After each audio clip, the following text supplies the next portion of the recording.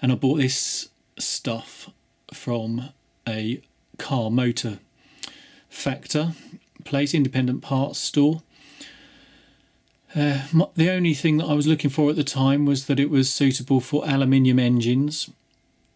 Looked at the label. G48 by BSF is approved by VW, Audi, Seat, Skoda, Rolls-Royce from 1998, BMW, Mini, blah blah blah. So I thought, yep, that's good enough for me. I will use that antifreeze and coolant. Green.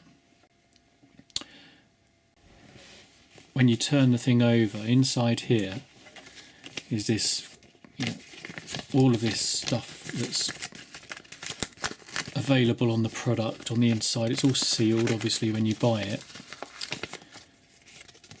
So it's all in different countries, languages, but I had a quick look to see what is in this stuff, and to my horror,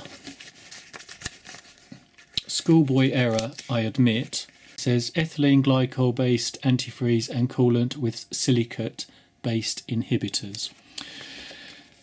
Those of you who already know, you should never use antifreeze that contains silicates in your motorcycle. Honda warn against it. There is the problem with using antifreeze with silicates in is that the component part of it will attack your water pump, and the water pump will fail prematurely. I also understand it's not very good for your radiator. So this has been sloshing around in my cooling system for about 11 months. Now that I know, it's got to come out very, very quickly and replaced with something that is silicate free.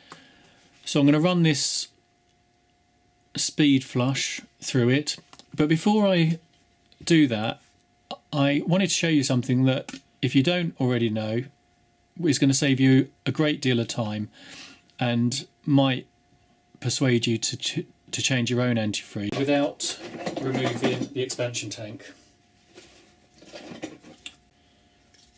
I have my brake bleeder gun.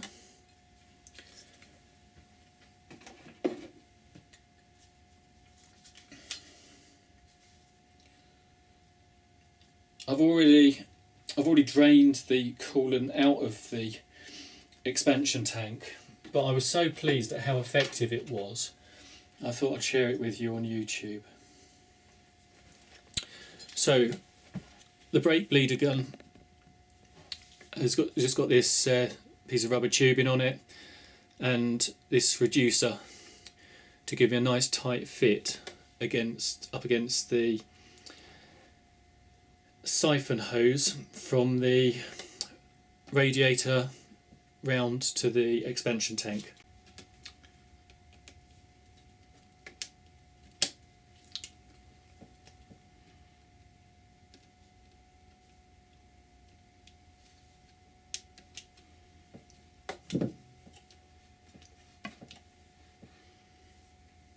Like that.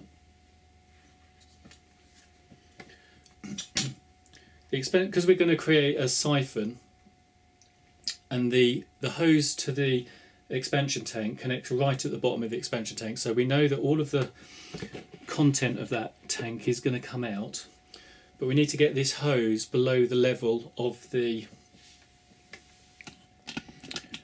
expansion tank. So I'm going to feed the hose back through the frame.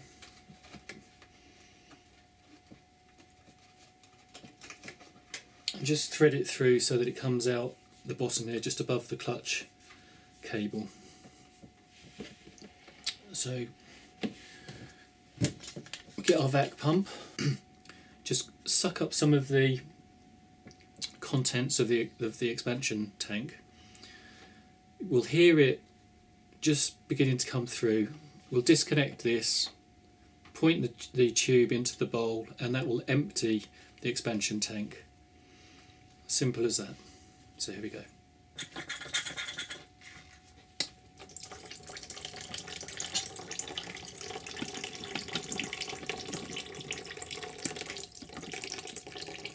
And there we go.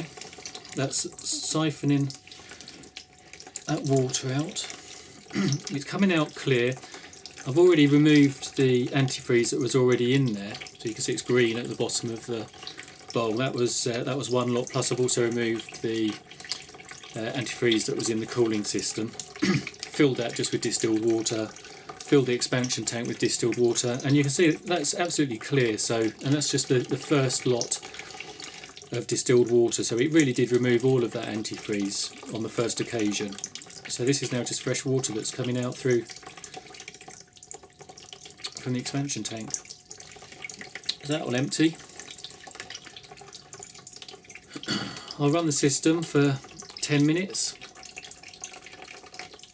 until it gets nice and warm, let it cool down, drain it off, put the flush through, run that for 10 minutes, let it cool, drain it off, run through another lot of distilled water,